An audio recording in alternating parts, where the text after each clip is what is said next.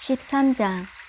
예수님께서 성전을 떠나실 때 한 제자가 예수님께 말했습니다. 선생님, 보십시오. 정말 아름다운 돌이지요. 정말 아름다운 건물이지요. 예수님께서 이 큰 건물을 보느냐? 돌 위에 돌 하나도 남지 않고 완전히 무너질 것이다 라고 말씀하셨습니다.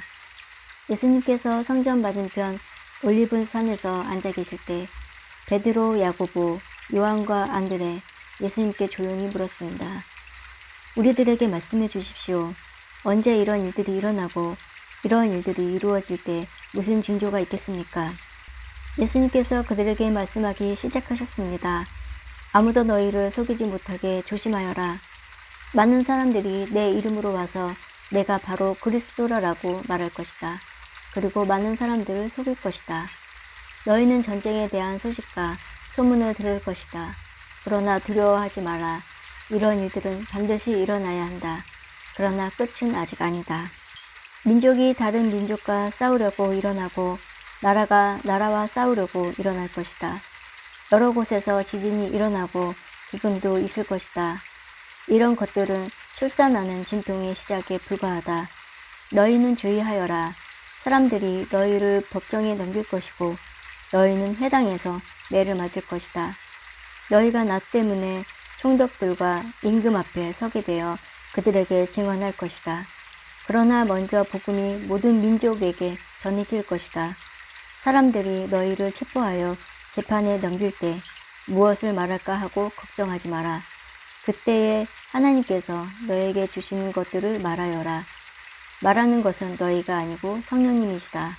형이 동생을 죽게 내주고 아버지가 자식을 내주고 자식들이 부모를 거역하여 일어나며 죽게 할 것이다. 내 이름 때문에 너희가 미움을 받을 것이다. 그러나 끝까지 견디는 사람은 구원을 받을 것이다. 멸망케 하는 혐오할 만한 것이 서 있지 않아야 할 곳에 서 있는 것을 보거든 유대에 있는 사람들은 산으로 도망하여라. 지붕 위에 있는 사람은 집에 있는 것을 가지고 나오려고 내려와 들어가지 마라. 밭에 있는 사람은 옷을 가지려고 돌아서지 마라.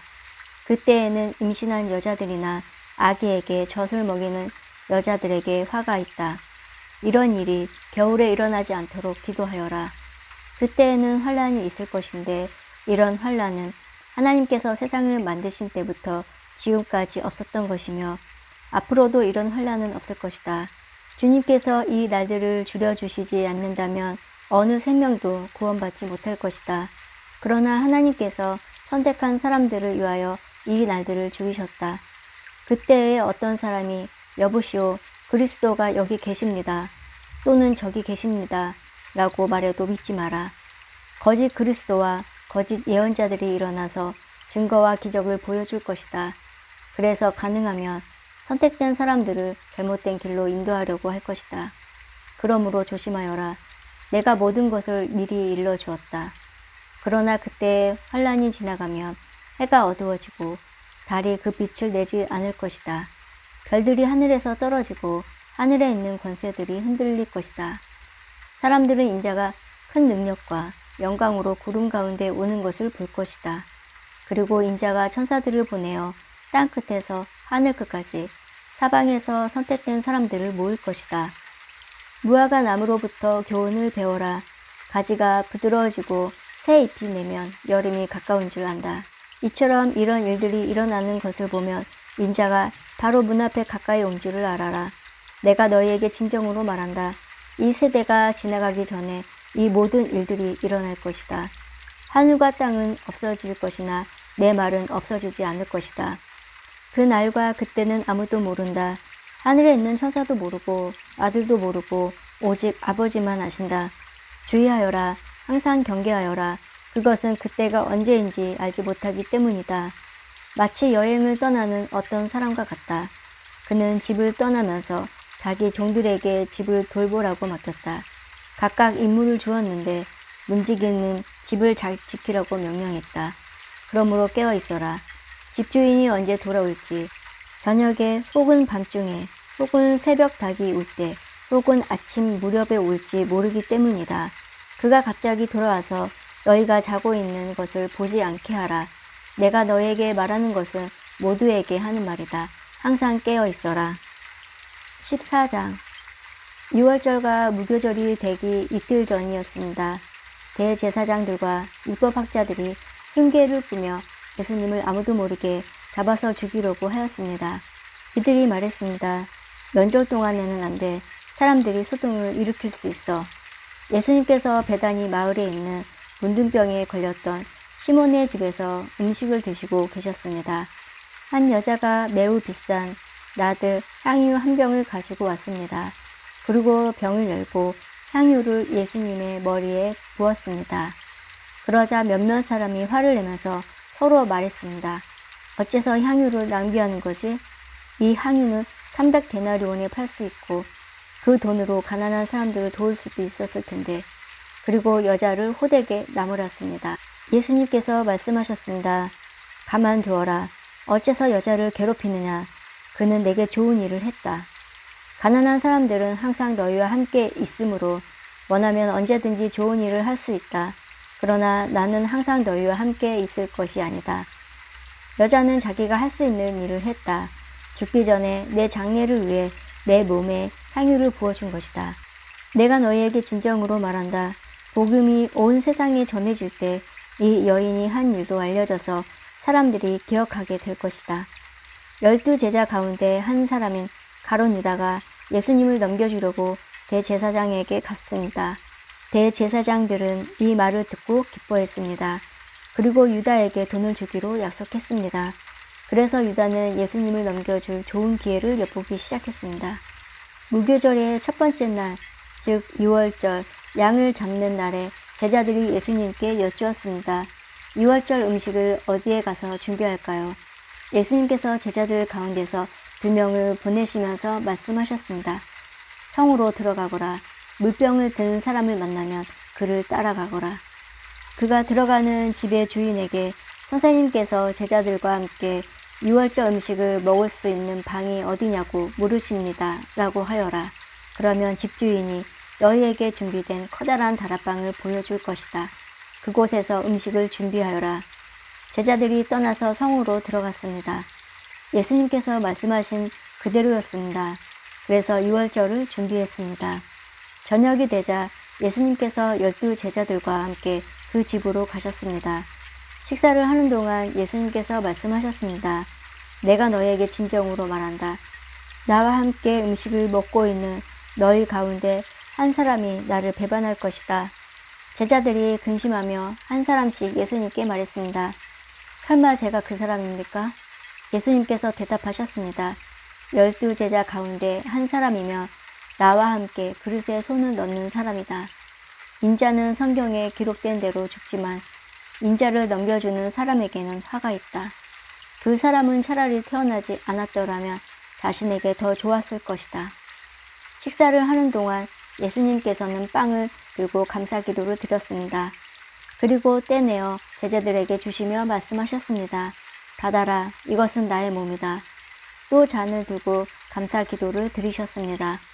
그리고 제자들에게 잔을 주어 제자들이 마셨습니다. 예수님께서 말씀하셨습니다. 이것은 많은 사람들을 위해 쏟은 나의 피, 곧 언약의 피다. 내가 진정으로 너희에게 말한다. 내가 하나님 나라에서 새 것으로 마실 그날이 올 때까지는 결코 다시 포도나무에서 난 것을 마시지 않을 것이다. 예수님과 제자들은 찬송을 부른 뒤 올리브 산으로 올라갔습니다. 예수님께서 제자들에게 말씀하셨습니다. 너희는 모두 나를 버릴 것이다. 성경에 이렇게 쓰여 있다.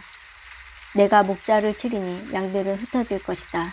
그러나 내가 살아난 후 너희보다 먼저 갈릴리로 갈 것이다. 베드로가 말했습니다. 모두가 버릴지라도 저는 그렇게 하지 않을 것입니다. 예수님께서 대답하셨습니다. 내가 너에게 진정으로 말한다. 오늘 밤 닭이 2번 울기 전에 네가 나를 모른다고 3번 말할 것이다. 베드로는 강조하여 말했습니다. 주님과 함께 죽을지언정 결코 모른다고 하지 않을 것입니다. 다른 모든 제자들도 같은 말을 했습니다. 예수님과 제자들이 겟세마네라고 하는 곳으로 갔습니다. 예수님께서 제자들에게 말씀하셨습니다. 내가 기도하는 동안에 여기 앉아 있어라. 예수님께서는 베드로와 야고보 그리고 요한을 데리고 가셨습니다. 예수님께서는 매우 근심하며 괴로워하셨습니다. 예수님께서 말씀하셨습니다. 내 영혼이 심히 괴로워 죽을 지경이다. 여기서 머무르면서 깨어 있어라. 예수님께서 조금 더 가셔서 땅에 엎드리셨습니다. 그리고 할 수만 있다면 그때가 지나가 버리기를 기도하셨습니다. 예수님께서 기도하셨습니다. 아바 아버지, 아버지께서는 모든 것을 하실 수 있으니 이 잔을 없애주십시오. 그러나 제 뜻대로 하지 마시고 아버지의 뜻대로 하십시오. 예수님께서 제자들에게 오셔서 자고 있는 것을 보시고 베드로에게 말씀하셨습니다. 시몬아, 자고 있느냐? 나와 함께 1시간도 깨어 있을 수 없더냐? 시험에 들지 않도록 깨어서 기도하여라. 영은 원하지만 몸이 연약하구나. 다시 예수님께서 제자들을 떠나서 같은 말씀으로 기도하셨습니다. 그리고 다시 제자들에게 오셔서 자고 있는 모습을 보셨습니다.